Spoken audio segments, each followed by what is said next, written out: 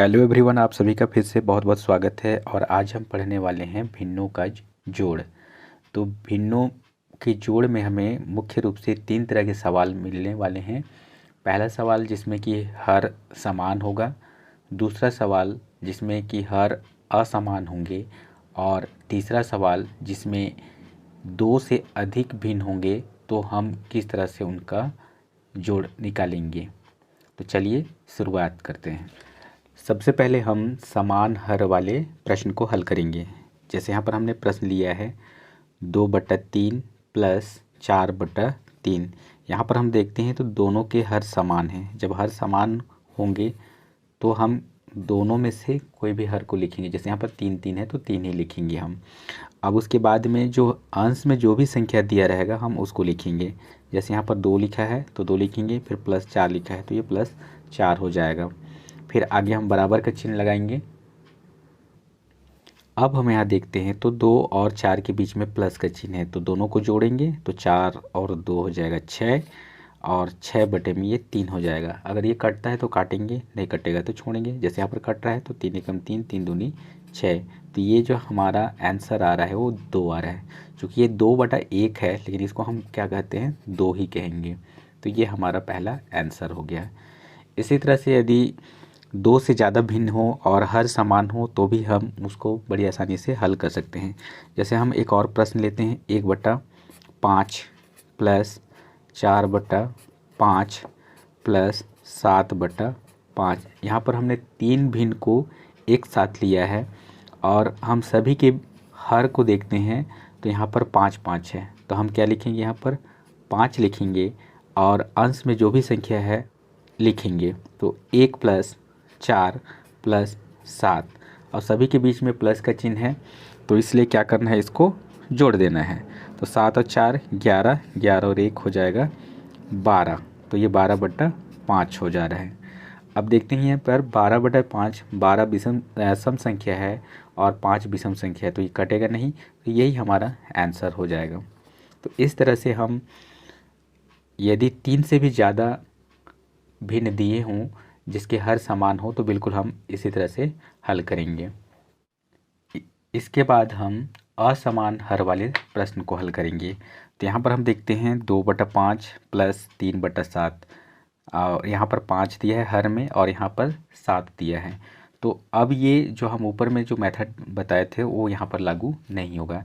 तो इसको हल करने का 2 तरीका है। एक तरीका है क्रॉस मल्टीप्लाई मेथड और दूसरा है एलसीएम मेथड, मतलब लघुत्तम समापवर्तक विधि से। तो इस प्रश्न को हम लोग सबसे पहले एलसीएम मेथड से हल करेंगे। तो यहाँ पर लिख देते हैं। यहाँ पर जो हर है, यहाँ पर 5 और 7, सबसे पहले हम इसका लघुत्तम समापवर्तक निकालेंगे। तो ये हो जाएगा 5 और 7 का लघुत्तम समापवर्तक।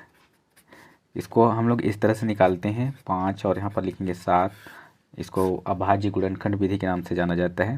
तो ये हो जाएगा 5 एकम 5, और यहाँ से 5 की पहाड़ा में 7 नहीं आता है तो हम यहाँ पर 7 लिखेंगे। फिर उसके बाद 7 से भाग देंगे, यहाँ पर 1 हो जाएगा, 7 एकम 7 हो जाएगा। तो यहाँ पर आ गया 5 × 7 बराबर ये हो गया 35। तो हम यहाँ 35 लिखेंगे। अब इसको हल करते समय क्या करना है, बटे का चिन्ह खींचना है। ये सब हम रफ में लिखेंगे, बटे का चिन्ह खींचेंगे और इसके बाद हम जो 35 लघुत्तम आया है उसको हम बटे के नीचे लिखेंगे। अब देखिए इसके बाद में यहाँ पर 2/5 में 5 जो हर में है, हर वाली संख्या से इसको भाग देना है। तो 5 से भाग देना है 35 को, तो क्या आएगा, 5 × 7 = 35, 7 आ रहा है। और इस 7 से हम ऊपर वाली संख्या का गुणा करेंगे। तो ऊपर कितना है, 2 है, तो ये हो जा रहा है 14। तो हम यहाँ पर लिखेंगे अब 14। फिर आगे प्लस का चिन्ह है तो हम प्लस लिखेंगे। 3/7 में बटे में 7 है। अब यहाँ पर हम 7 से भाग देंगे 35 को, तो अब हम 7 से भाग देंगे 35 को, तो 7 × 5 = 35 होता है, मतलब 5 आया। फिर गुणा, अंश में कितना है, 3 है, तो हम 3 से गुणा करेंगे तो ये 5 × 3 = 15 हो जाता है। तो अब यहाँ पर लिखा जाएगा 15। अब दोनों को क्या कर देंगे, जोड़ेंगे, क्योंकि दोनों के बीच में प्लस का चिन्ह है। तो 14 और 15 हो जाएगा 29, और ये हो जाएगा 29 के बटे में 35।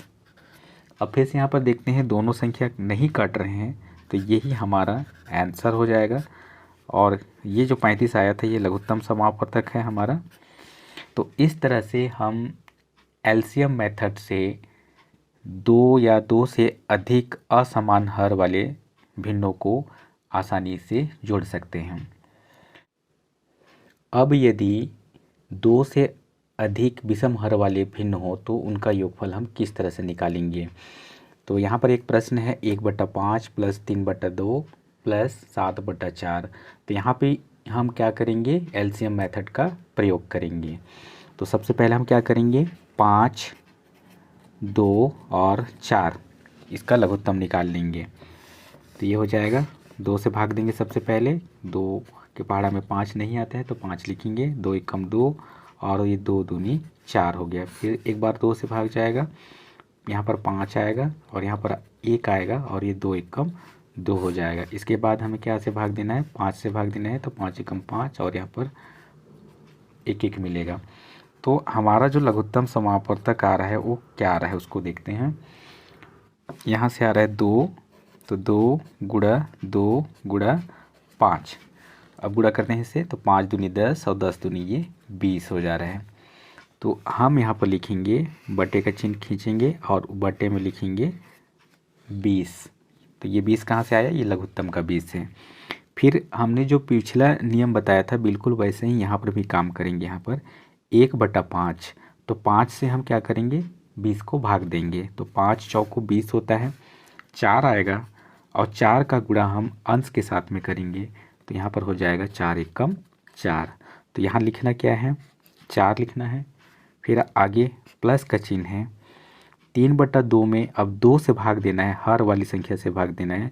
2 से जब हम 20 को भाग देंगे तो 2 दहम 20 होता है, तो 10 आया। अब 10 का गुणा हम करेंगे अंश के साथ में, तो अंश है हमारा 3, तो ये हो जाएगा 10 तिया 30। इस 30 को हम अब यहाँ पर लिखेंगे, फिर प्लस का चिन्ह लिखेंगे।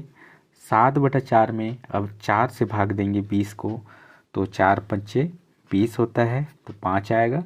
और इसका गुणा हम करेंगे अंश की संख्या से, तो अंश में कितना दिया है, 7 दिया है, तो ये हो जाएगा 7 और ये 7 पचे 35 हो जाएगा। तो हम यहाँ पर लिखेंगे 35। ये हो गया। अब सभी के बीच में प्लस का चिन्ह है तो हम सबको जोड़ देते हैं। तो 35 और 30 65 हो गया, 65 और 4 69 हो गया। तो ये आ गया 69/20। अब यहाँ पर हम देखते हैं 69 विषम संख्या है और 20 सम संख्या है, तो ये भी नहीं कटेगा, तो यही हमारा आंसर हो जाएगा। तो इस तरह से हम 2 से ज़्यादा यदि भिन्न हो भी हम एलसीएम मेथड के साथ में बड़ी आसानी से हल कर सकते हैं।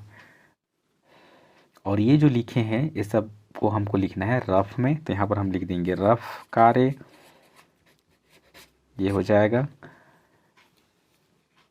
यदि वीडियो अच्छा लगा हो तो लाइक और सब्सक्राइब ज़रूर करें। मिलते हैं एक नए वीडियो में, तब तक के लिए।